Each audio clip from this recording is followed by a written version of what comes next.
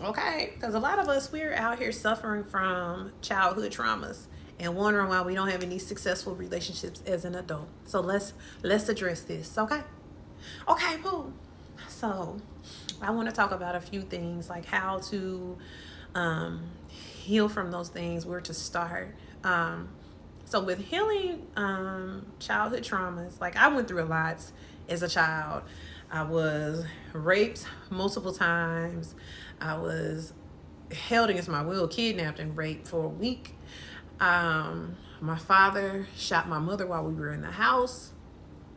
My mother was abusive to us physically, mentally, and emotionally. Um, so I've been through a lot. Yeah, but the chosen ones always go through a lot. Always. My father shot my mother while we were in the house. I remember it. I still see it in my head, right?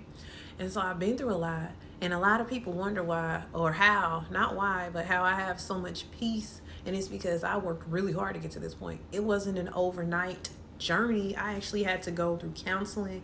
I went through counseling for like a year. I went through inpatient, intensive outpatient therapy, and regular counseling for about a year and a half before I left Indianapolis. And then once I was done with my counseling, I left Indiana. I've never been back. And it's so traumatic for me to go back to Indianapolis, but I'm just not comfortable there. So if I'm not comfortable there, why subject myself to being somewhere where I'm not comfortable? I don't care how much family I have there. I'm not comfortable there. Like my family can come and visit me here and I'm fine, but for whatever reason, I don't do Indianapolis at all. I don't visit. I don't none of that. My kids can go because they have family there, father's family, my family, but not me. I'm not going. Like I went in July because my father had a stroke, and it was just so taxing. I hadn't seen my family in 6 years, my own siblings in 6 years, and so it was an emotional time for me. But it's a choice for me not to go there, and I just choose not to. If they come to Atlanta, because I currently reside in Atlanta, if they come to Atlanta and visit, that's fine. They can come to my house and everything, but I just don't go to Indiana. Um, I just don't, you know, I just do not. But anyway, but I had to go through all that counseling. And then even after the counseling, I still struggle with anxiety. I really didn't have depression, which is odd. I had mild depression, but I didn't. It was anxiety and post traumatic stress. And it was post traumatic stress from being abused as a child and from being raped, violently raped. And so I had to learn how to cope, because when you grow up in situations like that, you only learn how to survive. You're never taught how to cope. And so I had to learn how to cope, and I left Indianapolis when I was 30 years old. I'm 30, I'll be 39 next month. Um, and so, yeah. So for 30 something years, I was in counseling for a year. For 30 something years, I had stuffed everything because I didn't have a support system. I didn't have a mom or a dad to turn to and to cry to when I was raped or anything. My mother told people that she didn't believe me. I mean, my mother have never, ever, ever, ever, ever, ever, not even as a child, had a relationship. She's working towards trying to build one now, but I'm just not interested in one. We can be cordial, but I'm not interested in a relationship. And I know that that hurts her, but as the mother, she has to understand all the things that she's done that led up to that. I love you as a mom. I'll do anything in the world for her, but I'm not interested in a relationship. We can be cordial. If she needs help with something, I don't mind, but I am not interested in a relationship. So anyway, yeah, so I pretty much, as a child, this shit started at like 14 was the first time that I was raped or molested, I guess, because I was 14. And I just had to go through all of that by myself. So imagine being a child having to figure it out and lick and heal my own wounds. I didn't know what was going on. You know what I'm saying, with me? Like, I should have had someone and I didn't. I had nobody.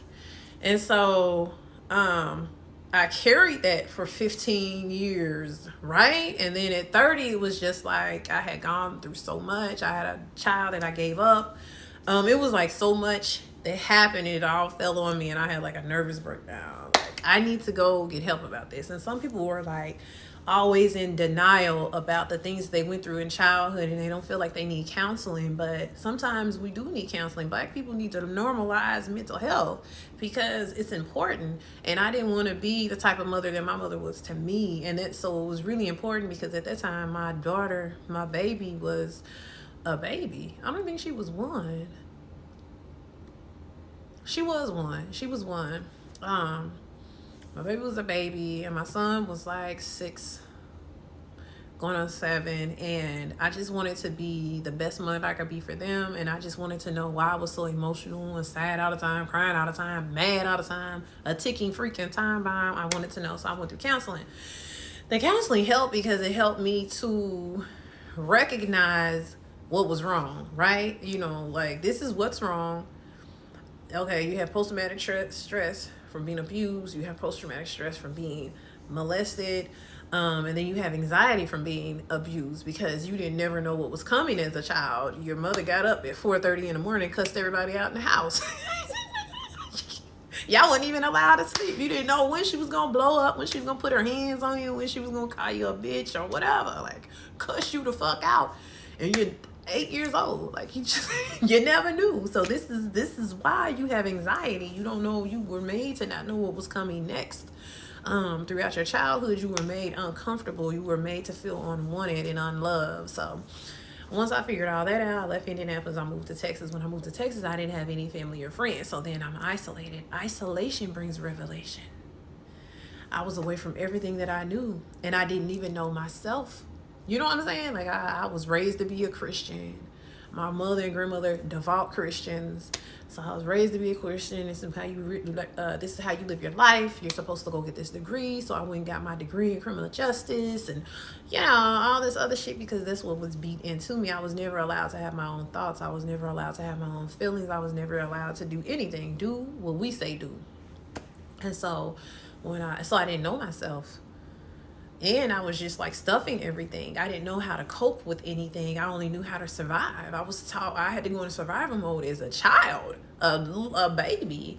And so that's all I knew was to survive. I didn't know how to cope with anything. And so that's why I had emotional issues, right? And so once I recognized that, then the next thing was, okay, how do we heal this? I separated from my family, and baby, that's when all the demons, I didn't have any demons because I've never been a person that does, I'm an empath and I have spiritual gifts and I've had them my entire life, and I've been an empath my entire life. And so I've never done like anything fucked up or grimy with anyone, but like all the nightmares from everything that happened in my childhood, I'm away from everything. All I'm stuck with is me and my mind. So, now all this shit is rearing its ugly head, and I'm having to deal with that shit alone. And it was scary for a little bit. But when I separated myself from my family, I found me. I found Tia, baby. I found what I liked. I found my personality. I didn't used to laugh. Y'all can ask my family. I didn't used to laugh or show my personality. I was the one that everybody was like, walked on eggshells around because they didn't know if I was going to explode or if I was going to cuss them out or be mean to them. Like, who I am now, my family doesn't even know because I've been gone away from them for so long. They don't know me. And you know, when I left, I cut everybody off, and so I don't allow anyone into my space because I don't know what their motives are. You know, there's trust issues with my family. I have huge trust issues with my family, but they don't know me like how some of y'all know me, like this great Tia, and I love on y'all and do all this stuff. They don't know that side of me because I wasn't that person when I left. I found myself when I left them.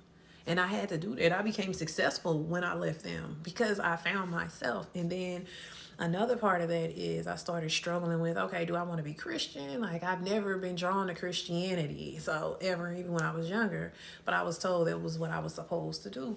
So in 2015, I met Thaddeus Knight. And if you all follow my personal page, my mouth is watering.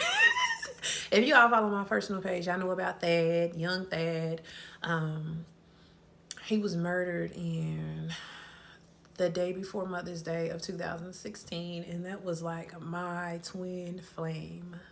literally the other half of me. I was so close to him, closer to him than anyone in my life, and we only knew each other for 9 months. This is what a lot of people don't know. Because of the type of love that I had from him, people don't even know that it was that a short amount of time. I was with someone for 6.5 years and I went close to him like that. But Thaddeus came in and I wasn't even completely healed. I was still going through the healing process when I met Thad. But he saw everything in me that I didn't see. And he appreciated me, he valued me, and he loved me. And I wanted to be literally everything he saw in me. And that's when I really changed. And when I met him, he was Ifa. He studied Yoruba, the African spirituality, Yoruba. And so he started telling me about it. So I looked into it. I didn't follow his lead because I don't follow any religion, organized religion. That's still, although it's spirituality, it's still an organized religion. I don't follow any of that. I'm just spiritual. I believe in treating people well. I believe in God. I believe in our ancestors. I believe in the universe. I believe in spirit guides. I believe in magic. I am a fire fucking magic princess, a high priestess out in this thing, okay? So I believe in that. Excuse me, but I don't follow any religion. But he was Ifa, and me meeting him let me know that it was okay for me to just be me. Like, if I don't want to be a Christian, I don't have to be no fucking Christian. And so I decided not to be a Christian and just follow spirituality and treat people well and love on people and love myself. And then he was so kind and patient with me. He had so much patience with me. And at that time, I was still like a firecracker. Like, anything upset me, I'm going off. And he would just be like cool, calm, and collected all the time. And he valued me so much. He would tell me all the time how much he cared about me, how much he never wanted to hurt my feelings, how much I was such a good girl, I was such a good woman, I was such a good person. He just loved me, and I wanted to be, he saw in me what I didn't see in myself at the time, and I wanted to be everything that he saw in me. And that's what created Boss Man T. Y'all have to be following me to even know these steps and stages in my life that created Boss Man T. I started that fucking credit company. Within the first 2 years, I got an email from the company that housed my clients' information asking me to join their millionaires club, turned into a boss, especially after he passed away. Because I'm like, I still want to make him proud. I still want to make him proud. He was like the other half of me. We act so much alike. He was my yin to my yang. And when he passed away, I dreamed it. That's a whole different video. But the moment that he was being murdered, I dreamed it was me being murdered. And I fell out of the bed. And I got up like, what the hell? Why am I dreaming somebody killed me? And I didn't tell anyone because I didn't want anyone to, I don't have enemies. I don't bother nobody. I never have. I don't be in folk business. So I didn't want nobody to think that I had something going on. But it was really actually him. And I saw it and I dreamed that it was me. And then before I found out that he had passed away, I was mourning him in my spirit. Before I even knew, I was like sad and crying and stuff. And I didn't know what was wrong. And it was Mother's Day. So my son's dad was like, I don't know what you're going through, but I hope you get better, get over it or whatever. And I wasn't speaking to him at the time that he was murdered. And so I didn't know. And all my social media was deactivated. So I didn't know what my spirit knew. Like when Nipsey Hussle passed away, his mom spoke about how her spirit was mourning and she was cleaning. She knew that it was coming, or she knew that it had happened. So when she got the call, she already knew what was going on. It was one of those. I knew exactly what she meant when she said that. People said she was crazy, but you have to be on another spiritual level to even understand that. And that's what happened with us. Like I dreamed it. I felt that shit in my spirit. And then the next day he came to me. Like, it's a lot, y'all. It's a lot. But he helped me heal. He didn't heal me.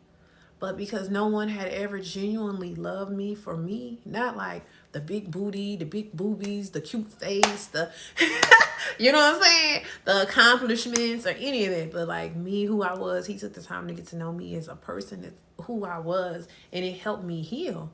So I literally changed.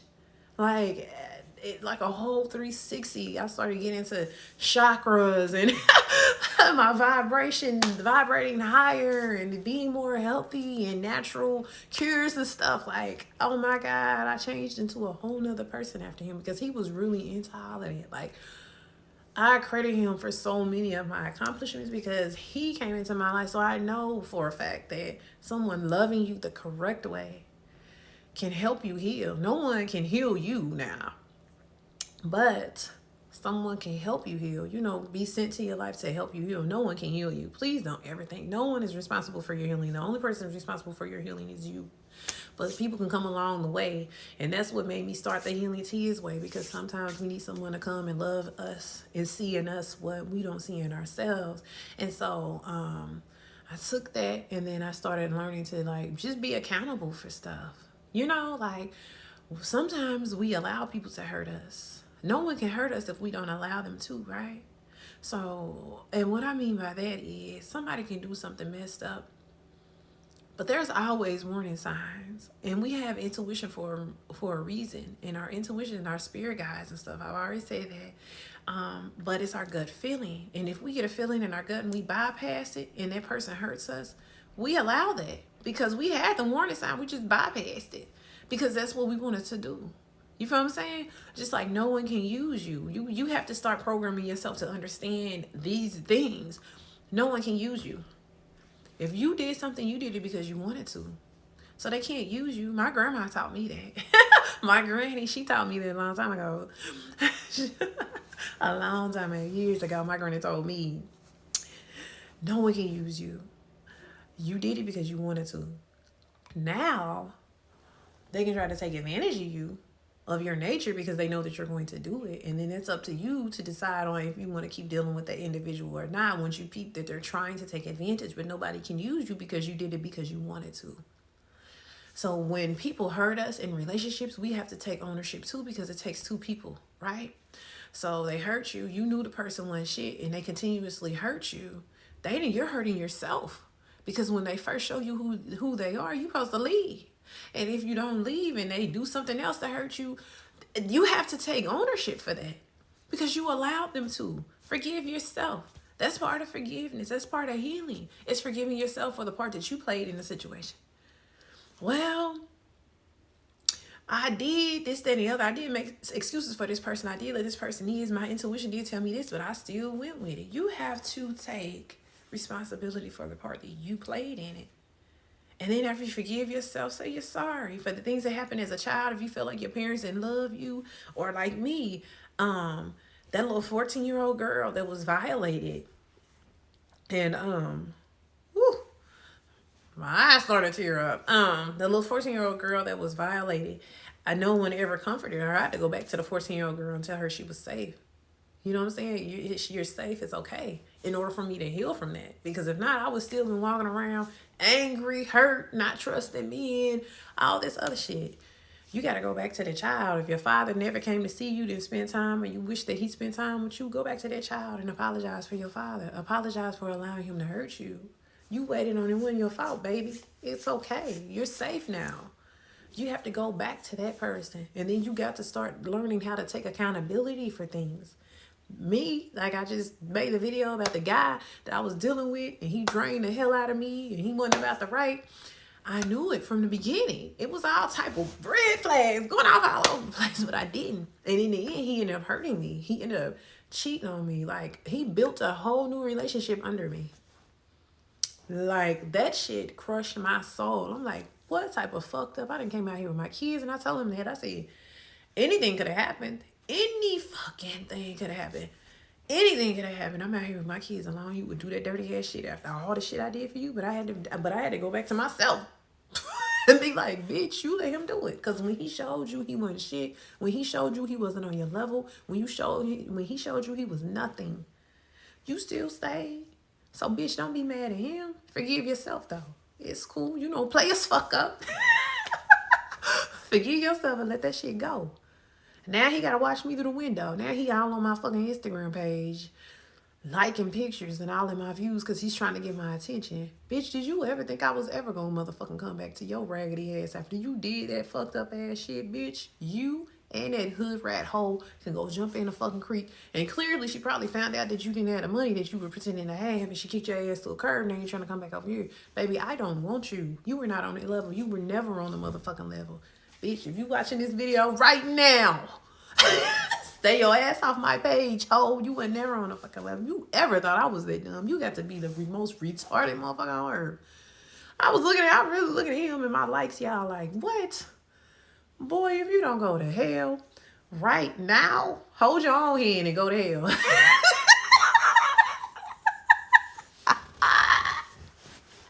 Bitch, I don't way to fucking hell. I know. Bring your stupid ass around this motherfucker. What did you think I was stupid? I'm kind, sweetheart. I had your best interest at heart. I'm not dumb. You fucked off and you wanted matching Louis shirts.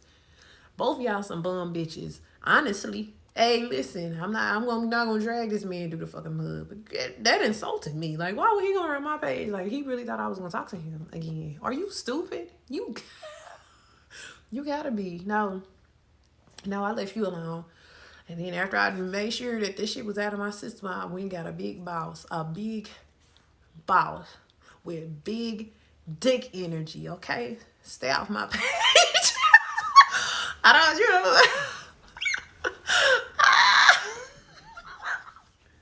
stay off my page, little boy. Anyway, I did meet somebody. I'm single, y'all, but if that person is watching this, he know who I'm talking about too. But girl, I'm always saying girl, like I'm not sitting here talking to a female.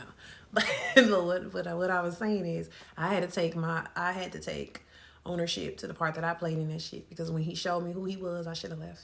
And so that's with anything. Anybody that hurts you, you got a man beating your ass. When he beat your ass the first time, you should have left.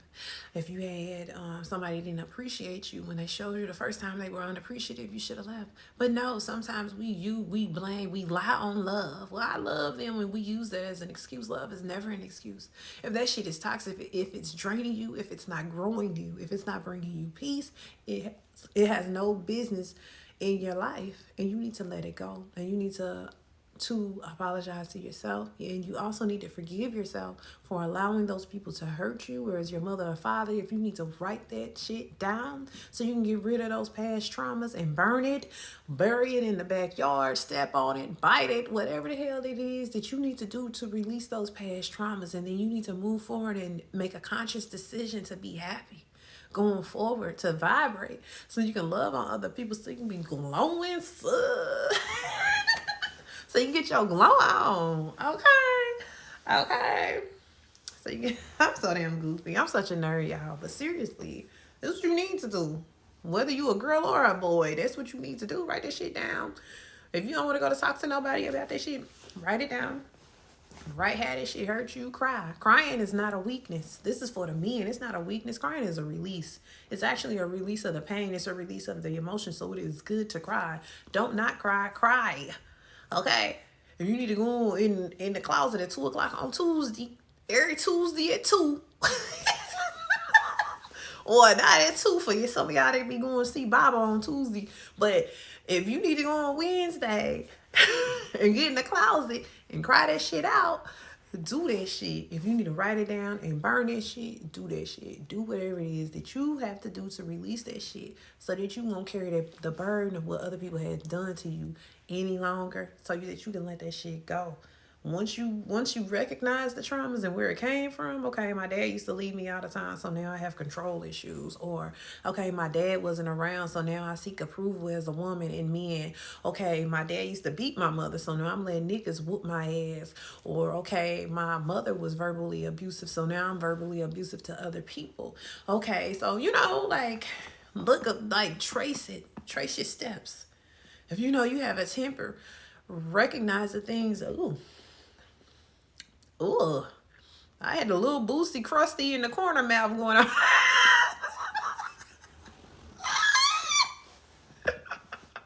Bitch, that was ugly. Oh, I need to stop cursing, y'all. Like, I'm not even if you were around me, I'm not a hood chick. All my friends call me bougie. I have a friend that grew up in England and she calls me bougie. And all my friends are from the suburbs. They call me bougie. So I'm not hood, but I curse like a sailor. So I'm trying to get a little more in my feminine energy, because I have a lot of aggressive masculine energy, but I am one of the sweetest people you will ever meet. Anything you need, I'm very catering, but I curse like a sailor. Okay, so anyway, So anyway, like I said, it's okay to cry. Crying is a release. If you need to go in a closet and cry, get that stuff out your system, do that. Write it down.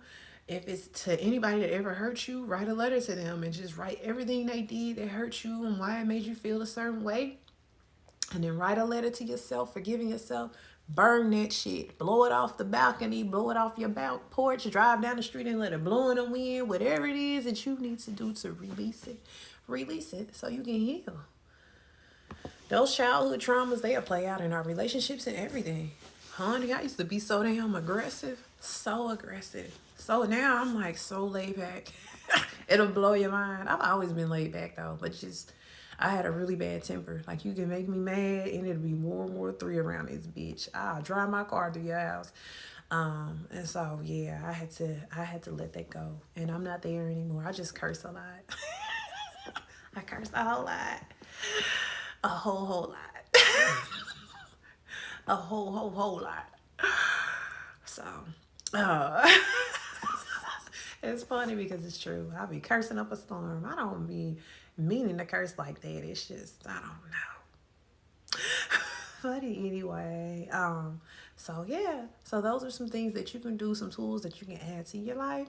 And then when you're starting to feel out of control, talk yourself out of it. When I started, I had my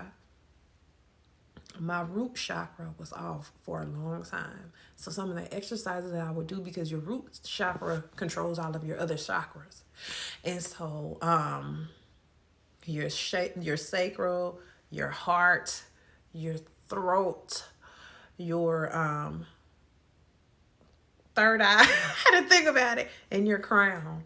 It controls all of those. And so if your root chakra is not aligned, then none of the other ones will be aligned. Some will be overactive, some will be underactive, but they won't align. You have to make sure your root is strong. And so in my healing to heal my root chakra so that I can control my emotions, like I have an unbelievable control over my emotions. When I found out that Negro was doing that stuff behind my back, I didn't even cuss him out. Yeah, I didn't cuss that man out. I didn't belittle him or anything.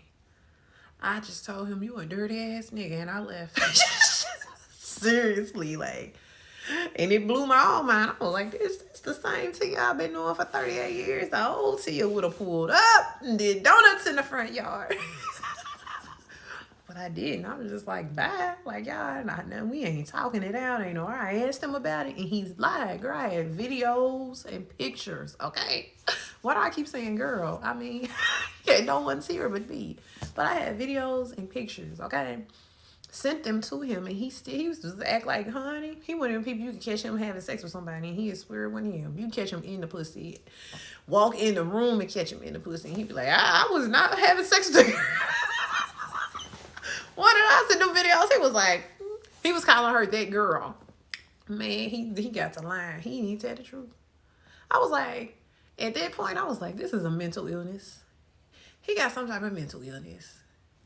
And so because of that, I just cut him off. I didn't cuss him out. It was just like, and I felt so betrayed. It was the betrayal. It wasn't even the girl. I'm not messed up by no other female. It's not another female on earth that can threaten Tia, because I know what I offer. I know what I bring to the table. I know who I am. So you can't threaten me, baby. Honey. And that's all I'm going to say, okay? It's not one walking at all, okay? So it wasn't that. It was the betrayal. Like, how could you? You know, like all the stuff I've done for you, you raggedy bitch.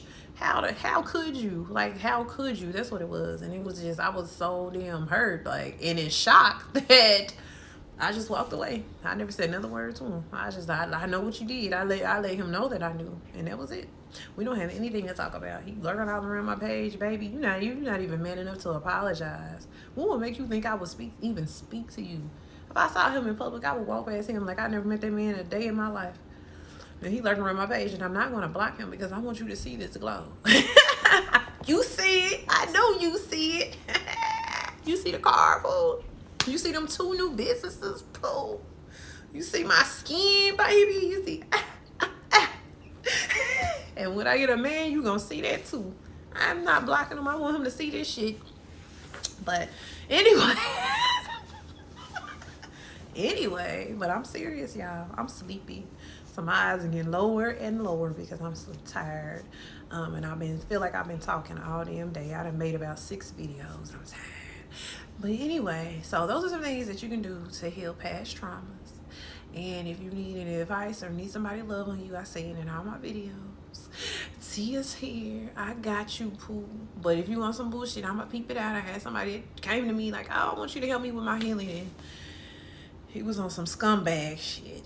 And I peeped it out and I kicked him to the curb. I think I'm going to stop taking male clients. I think I'm going to stop. I think he blew it for everyone. But anyway, it's nothing but peace and love. I wish you all nothing but peace and love, happiness. And if you need someone to talk to or somebody to love on you, or if you want to know more about healing your childhood traumas, then come and holler at me. I'm posting this on Healing Tia's Way, but if this is on my personal page, go to my Healing Tia's Way page, because I ignore people on my personal page that DM me. So you gotta go to the business page and I'll pay attention to you, okay? It's Healing Tia's Way, TIAS. It doesn't have the 3 S's like my personal page, okay? So that is it. Let's get to healing those past childhood traumas. Let's get to forgiving ourselves. Let's forgive other people, not for them, but for us. Because if we hold on to it, we're holding them to us and it's slowing us down. And they're living rent-free in our fucking heads. We don't want that. We don't these hoes out our shit. So forgive them, forgive yourself, and move on. So you can be great. So you can get that aura that people feel. You come around and they can charge off your aura. That's what we want. It's all about being happy. Life is about being happy and living it how the hell you want to. So it's up to you. That's a decision. You can walk around here and be fucking grumpy all the damn time, or you can decide to just be happy and smile and laugh this shit off. It's up to you. Bye, y'all.